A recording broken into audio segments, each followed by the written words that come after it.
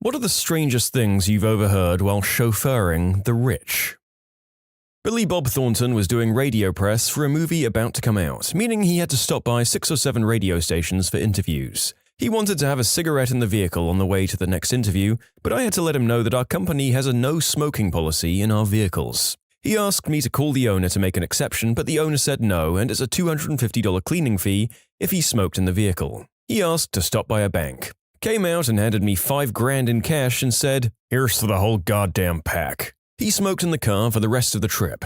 Later, I got up the nerve to ask him if that's the most expensive pack of cigarettes he'd ever smoked. All he said was, "Not even close." Never explained it further. I think about him often. Picked up a wedding party. Bride, bridesmaid, and bride's boyfriend who was paying for the wedding. They had a magnum of champagne and we drove around for quite some time while they snorted white snow in the back. They were using rolled-up 50s and 20s, then tossing them to me in the front seat as tip money. I dutifully brushed off each bill and added them to my wallet, pretending not to know what was going on. The couple argued off and on about showing up to the wedding. Apparently, she felt weird about getting married, and he was trying to convince her it was a good idea. Finally dropped them off at the church, and he slipped me a matchbook with his name and number written on it. Yeah, it was the late 80s and I was a young woman, one of the only female limo drivers at the time in that city. I scored a sweet leather jacket with the tips from that night. So many weird stories. And to clarify, the bride's boyfriend and the groom were not the same person. A chauffeur I knew ended up driving around some big stars. He was a big guy, like 6'8" and super muscular. His best story was when he was driving around a few WWE, or WWF back then, stars, and they awkwardly asked him not to get out and open the door for them because he'd make them look smaller. I totally believe this. The WWE had an on-air personality named Tom Phillips that was like 6 foot. In order to make the wrestlers seem bigger when he was interviewing them, they always had him sitting down, or if they were standing, they were framed from the waist up to hide the fact that Tom was standing with his feet spread out.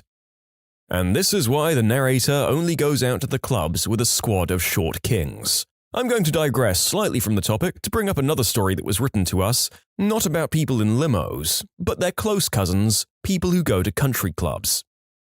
I once worked at a really exclusive club in Massachusetts, the kind you have to be born into or have generational wealth to be voted into membership by the board. Drew Barrymore was a frequent guest, and there was always a lot of tension between her and her ex, who always came with his extremely young new girlfriend and wife. She wasn't super friendly, no one was supposed to acknowledge they recognized her, and seemed constantly stressed. I felt kind of bad for her. Didn't seem like a fun life. Mitt Romney, Morgan Freeman, and a bunch of big-time athletes were also frequent guests. Someone got married at our club and spent over $2 million on the wedding. They flew out the event planners for Coachella to design every aspect of the wedding. It was a spectacular one and one of the most fun nights I've ever had. However, at the end of the night, the front desk saw the groom go home with one of the bridesmaids instead of the bride. I helped set up and cater this one member's garden party, a casual affair for them that must have cost tens of thousands. They had a well-known music group come play for their guests, and I got to play cornhole with said group during the luncheon, which was pretty cool. So many wealthy kids with rich kid problems and wildly different upbringings. Parents would constantly talk and quiz their kids on politics, history, science, among other things. One group of guys was challenging their teenage sons to come up with a business idea. The boy with the best idea would receive $1 million for startup costs. Kids talked stocks constantly at the dinner table. Teenagers would come to eat with their friends, drink, and drop a casual $15,000 bill on their parents' tab. Just such a stark contrast from the way I was raised, where money was a taboo topic and my weekly $2 allowance for a week's worth of chores made me feel rich. It was a small island with an equally small nightlife, so for fun we'd grab a drink and an ice cream cone and hop on the yachts and sailboats parked at the docks. We'd just explore and pretend we were sailors or captains for the night. Once we hopped on Johnny Depp's super yacht while he was out for dinner. We actually managed to hang out for a hot minute before security finally kicked us off. While out looking for a tennis partner, I met this truly lovely couple who basically adopted me. I would bike to their house to play matches on their backyard tennis court every day. They loved to take me out to eat at these incredible restaurants. As a foodie, I was in heaven. They let me drive their cars on the beach, use their surfboards, drive their jet ski. I ran out of gas in the middle of the ocean and I had to get rescued by the Coast Guard. And they took me out on their yacht and even flew me out on their private jet to nearby islands to explore in the morning, and then would fly me back in time for my job at the club. They were the most kind and wonderful people, and never asked for anything but my company in return. I think they missed their daughters, who both lived out of state. I fell out of touch with them, but I think of them often and I hope they're doing well. A friend of mine worked for an upscale concierge chauffeur service. His most memorable moment came when he lost Marie Osmond. Fairly simple gig, go to the airport and pick up Marie Osmond, who was to be the featured entertainer at a private event. The plane comes in, he meets her, and she has a carry-on bag, but her checked suitcase containing her stage dresses and makeup was missing. She was unflappable though, asks to be taken to the nearest upscale mall. He does as instructed. She goes into a large upscale department store, selects 2 long sequined cocktail dresses, and goes to the fitting room to try them out, without him of course. Unfortunately, there are 2 entrances and exits to the fitting room, and Marie Osmond exits out through the other side and can't find my chauffeur buddy, who is waiting patiently on the side she'd entered. 20 minutes passes. He thinks something has gone wrong, so he grabs a female manager and asks her to go into the fitting rooms and ask for Marie Osmond. The manager thinks she's being pranked and declines. Chauffeur buddy is in mini panic mode, running wildly around the store, asking random customers, "Have you seen Marie Osmond? Have you seen Marie Osmond?" Store security is summoned and he's asked to leave the premises right now. He calls his employer and tells him he has lost Marie Osmond. The employer doesn't have her cell phone number but has her agent's number and he is not accepting calls. She, in the meantime, has taken a cab to the gig, thinking she's been forgotten. Lots of apologies eventually ensued and there were no repercussions. When we were in high school, my friend used to caddy at a local country club. One guy really liked him and asked if he'd be willing to drive him around while he went out partying. This was like 2003 and in a pretty rural area. My friend agreed. He picked the guy up at like 8 p.m. Right off the bat, the guy handed him $200. He went to a bar for a little bit and my friend sat in the car.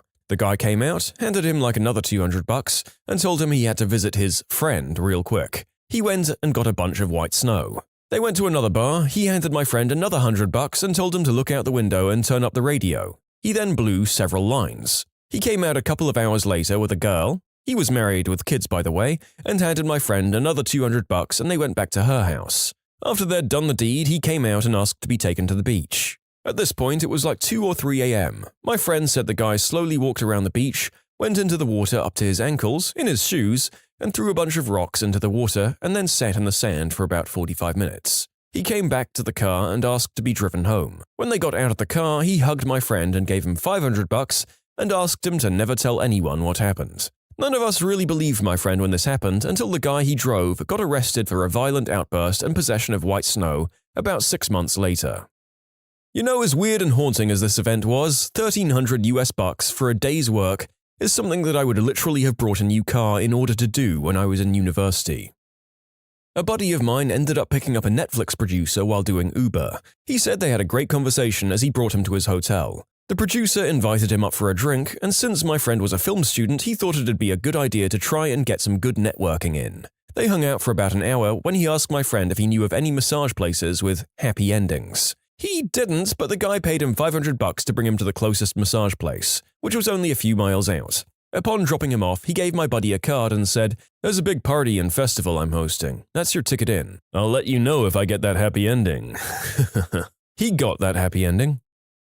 Not a chauffeur, but this happened because of a lack of one. Basically, a guy I used to know back when we were teenagers, 17 years old, had a lot of money. We just never knew how much until I was invited to go on holiday with him and some other friends. All expenses paid, of course. Anyway, we took a taxi to an area where this guy wanted to buy an apartment and wanted to show us, so we went with him and ended up spending the whole day walking around the area. We got tired and eventually wanted to go back to the house, but we were so far away that walking was not an option unless we wanted to walk for about 3 hours. Neither of us had enough cash to pay for a taxi, and back then taxis didn't accept cards. This was around 2000 or 2001. So this guy rings his dad and asks if he could send a chauffeur to pick us up. But the chauffeur, turns out, was busy doing some deliveries for the dad. So the dad instead says, "There's a Mercedes-Benz dealer's shop near where you are. I know the manager there as I've brought several cars from them. Just go and buy a car with the credit card. You can leave it in the house and we'll figure out how to bring it home later." So we went to this dealer shop and somehow in about 30 minutes the manager did all the paperwork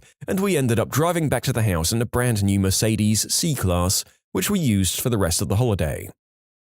Mine isn't something that was overheard, but something that happened. At least I hope nobody could hear it. A friend of mine who worked in music was in a limo with Robin Thicke and a load of dancers and models driving around London. We're all just chatting, and out of nowhere, Robin Thicke just starts going south of the border on one of the models. There was an awkward split-second silence, and then everyone just carried on and ignored it. Holy crap, I have a Robin Thicke story too. One of the administrative assistants at my work went to Vegas and met Robin Thicke there. He asked her at the bar if she wanted to come back to his room. When she said sure, he whipped out an NDA to have her sign. The guy cheated on his wife so much that he had paperwork drawn up so women couldn't tell on him. You can submit your own stories to be featured here on the channel. The story submission link is in the description below. And if you want to listen to some vibey music in the background, check out Easy Mode, also linked below, and subscribe. I used to drive limousine and taxi. One time I got the manager of a fairly famous Canadian band in my car asking me where to buy white snow. I had no idea where, and I told him that, so his bright idea was to find a working girl, hire her, and ask her. I told him I couldn't help him pick up working girls either. He was disappointed but understood. He had me drive down a well-known street until he saw a working girl. He asked me to pull over, got out of the taxi, paid the fare, and then immediately flagged me down as a new ride. I knew what was up, but whatever. He gets back into the car with the working girl and she tells him what house to go to for some white snow. I take them there and wait a bit. They come back out and I drive him back to the venue. Then he offers me 2 free tickets to the show, which I gladly accepted as I loved that band and I'd seen them 3 times. Alas, I was still working during the show. I gave them away to 2 friends who had never seen the band. They had a good time and I had a fun story to share with them about how I scored those tickets. Not really a shocking conversation and hardly a famous person, but it was interesting how easily and full of trust people can be about searching out and buying substances in a strange city. For the record, this was 2003. My dad was a chauffeur back when I was younger, and he told me a story of driving the director of a company down the road with the Blackpool illuminations in the company limousine. The director was standing up out of the sunroof with his arms out, waving at people as he drove past. What the people on the street didn't know is that in the back of the limo there were 2 working girls going to town on his eggplant. Out of all the answers, this is the one that made me go, aye, that sounds about right. Frickin' Blackpool. I have multiple people pay me handsomely to let them smoke green herb in the car. Heard a French guy yelling at his wife that $10,000 was too much to pay for 2 bracelets that she brought. Also overheard a lot of business deals with absurd amounts of money referenced, like tens of millions. I've had conversations at work where I've said just buy 2 of the gosh darn things, it's only $25K. Kinda crazy to go from that to debating if I want to keep my HBO subscription that night.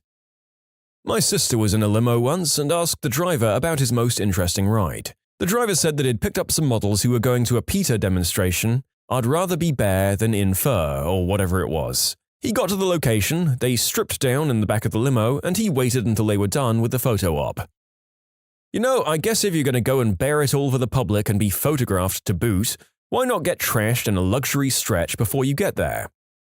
Drove limo at Marquette University during undergrad and grad school. Some of the students that went there were obscenely wealthy. Limos are the vans that drive drunk students anywhere on campus and a few blocks outside of campus. A couple of things I remember randomly from it. 1, a drunk guy leaving his wallet on a van and another driver calling it so me and another supervisor could take it to campus police. We picked up the wallet from the driver and opened it to get the student ID so they know who to email. There had to be a few grand in there, and when we called the kid to tell him about it, he told us we could just keep it because it was too far from his dorm to bother picking it up. Okay.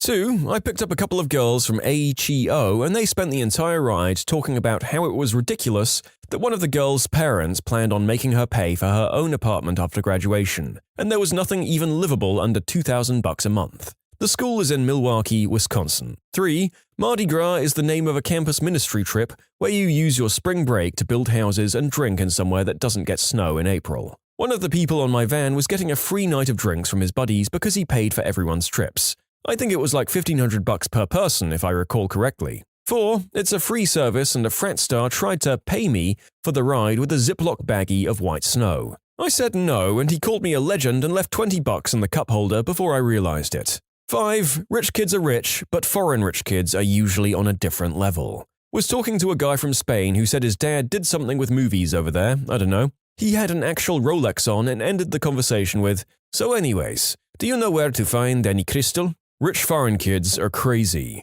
I had a Russian friend and I'd always just generally assumed he was at our university in Scotland on some kind of scholarship.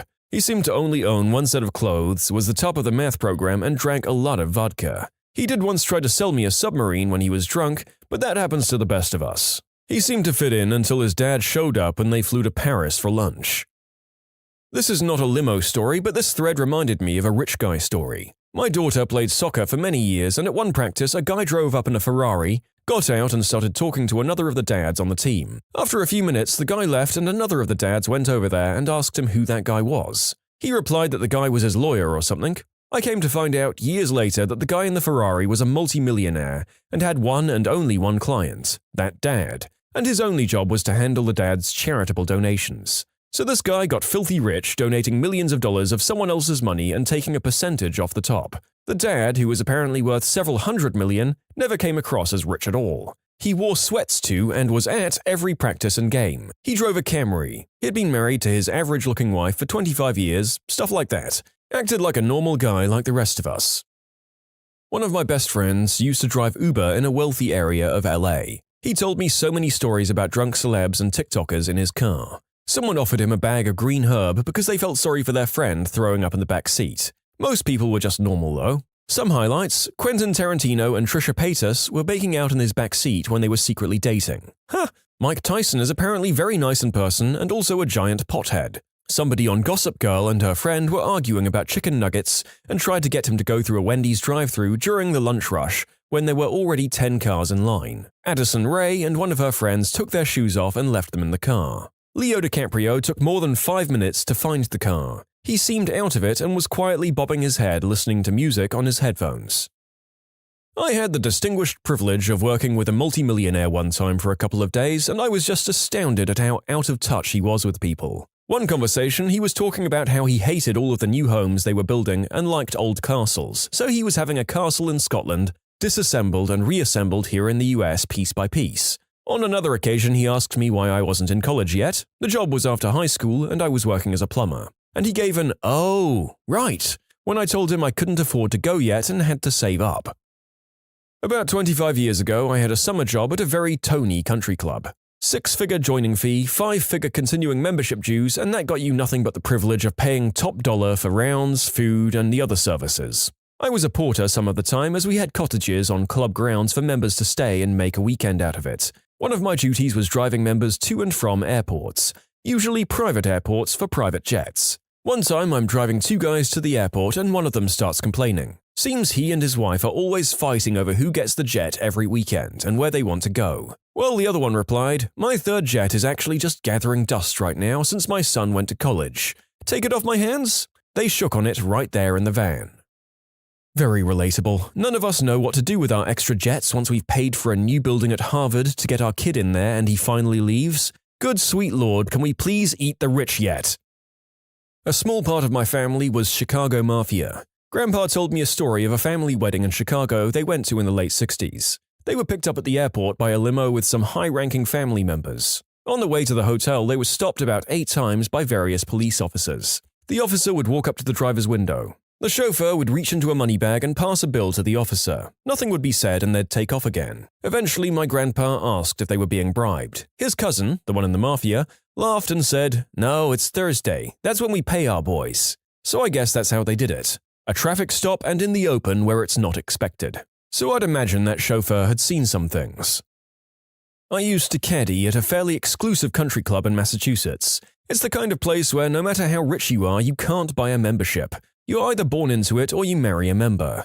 As a result, a lot of the members like to show off their influence by inviting guests who'd otherwise be unable to play at the club. Someone invited Mitt Romney. We were given a heads up that the governor, he wasn't a senator yet, would be coming and they wanted us to know how to act around him. We were told he wanted to be treated like anyone else, but they didn't want us to gawk. So I guess to make sure us dumb caddies weren't gawking, we were instructed to not look at or acknowledge the governor. Because this is precisely how we'd treat other people. I did get to shake his hand and chat a little bit. He was friendly, personable, way nicer than a lot of the members. I still don't like a lot of his politics, but he seemed nice enough in person.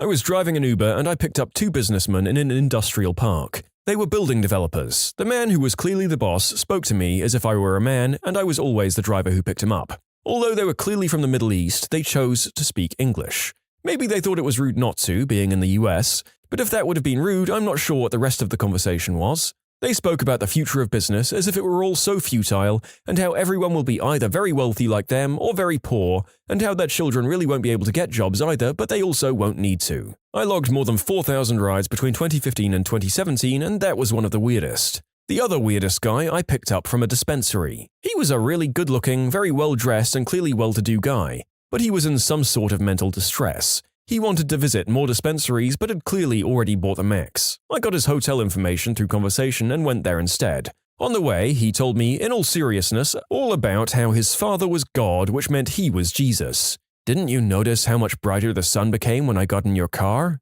He was serious. He also followed Guns N' Roses like they were the Grateful Dead. He thought Axl Rose was the smartest man alive. He didn't really notice when we got to his hotel instead of the dispensary. I did ask him if he had taken any other substances that day, and he insisted he hadn't. That was also one of the weirdest.